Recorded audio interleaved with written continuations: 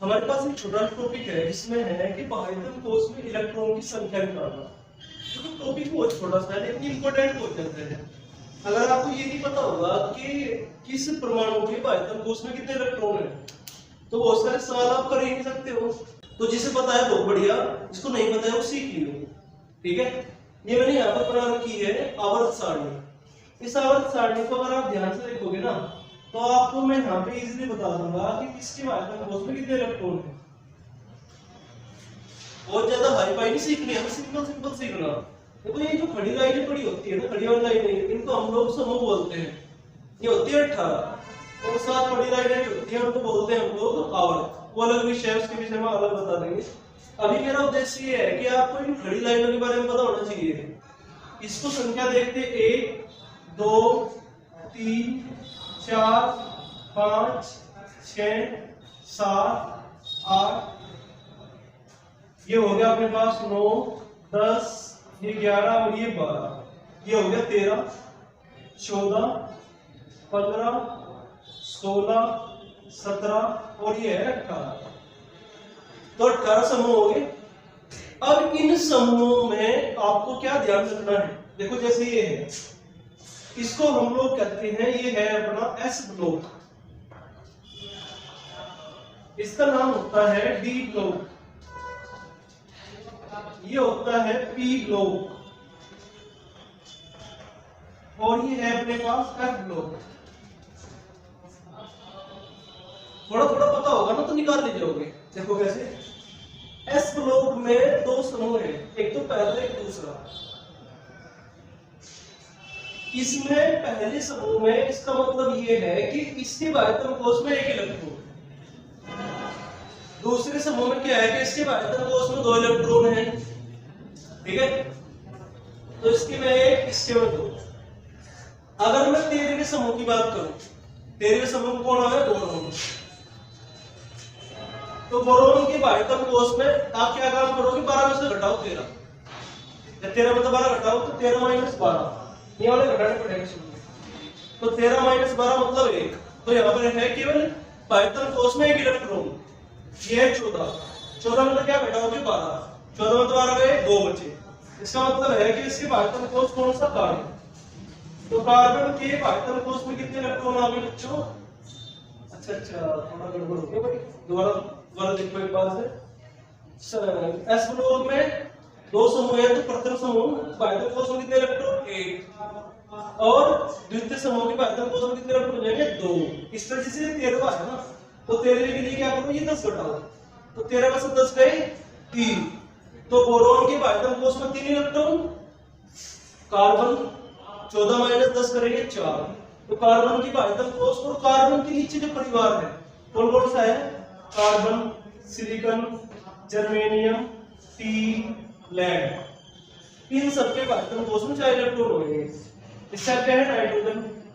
Nitrogen का जो परिवार है, नाइट्रोजन, फास्फोरस, आर्सेनिक, एंटामनी, बिस्मथ, इन सब के पाइथन कोर्स में कितने इलेक्ट्रॉन हो जाएंगे, 5। कैसे निकालना, 15 में से 10 घटा दिए। अब ये ऑक्सीजन, ऑक्सीजन 16 है ना, 16 का मतलब 6 रखो कि इसके पाइथन कोर्स में 6 इलेक्ट्रॉन है। ऑक्सीजन में कौन है, सल्फर, सेलेनियम, टेलुरियम, पोलोनियम। इसके बाद है 17 हाइड्रोजन, 17 मतलब 7। कौन कौन से हैं, फ्लोरीन, क्लोरीन, ब्रोमीन, आयोडीन और एस्टेटिन। इसके बाद है कौन, अकीरिय गैसें।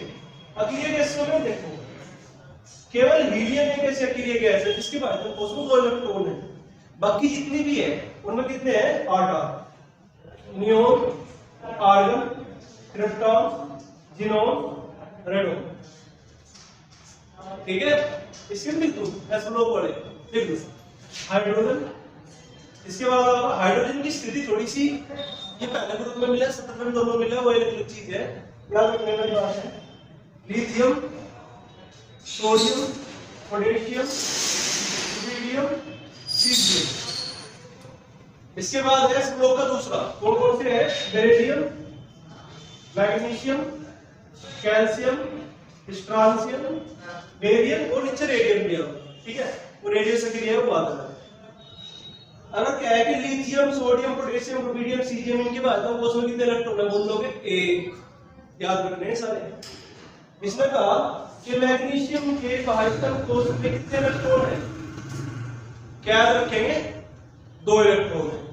मैग्नीशियम के भाजतम कोष में कितने इलेक्ट्रॉन है? 2। इसके अलावा कैल्शियम पूछ दिया, तो कैल्शियम इसी परिवार का सदस्य है, तो भाजतम कोष में कितने इलेक्ट्रॉन?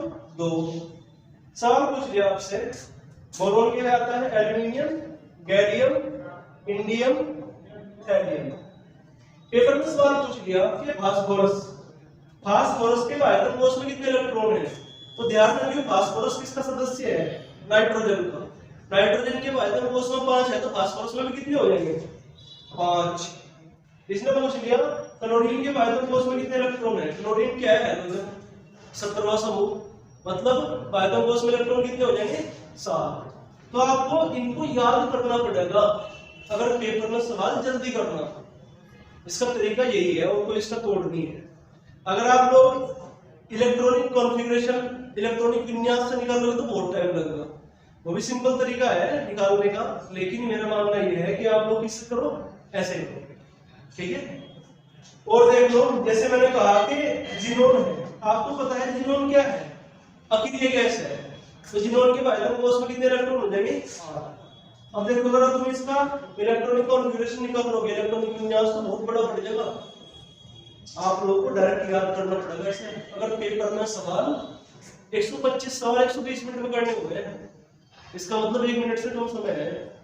उसमें आपको सवाल को पढ़ना, समझना, खड़ा भी करना उसको बड़ा, और सवाल को सोल्व भी करना, ठीक है। तो समय बहुत कीमत है आपके लिए। और मैंने बहुत जगह देखा कि क्या है कि मेरे पेपर में सवाल छूट गए और मेरे पे सवाल आ रहे थे, तो वो इन्हीं कमी से दूर करोगे आप लोग जब चीजों को आप लोग देखो। केमिस्ट्री ऐसा आपको याद भी करना पड़ेगा, इसमें आपको कंसेप्ट को सीखना भी पड़ेगा, और कुछ चीजें ऐसी हैं जो डायरेक्ट रटनी भी पड़ेगी, मजबूरी है आप लोगों की अगर पेपर में सवाल जल्दी करना।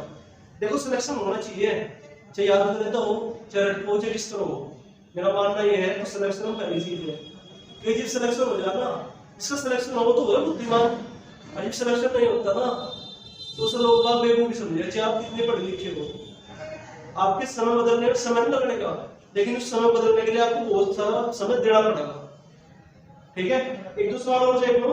ये पेपर में सवाल आ गया आपके पास कि एल्यूमिनियम के भाजतम कोष में कितने इलेक्ट्रॉन है। आवेगा सवाल इस तरह का, एल्यूमिनियम किसका है? तो बोरोन के भाजतम कोष में 3 इलेक्ट्रॉन हो गए, तो एल्यूमिनियम में कितने हो जाएंगे? 3।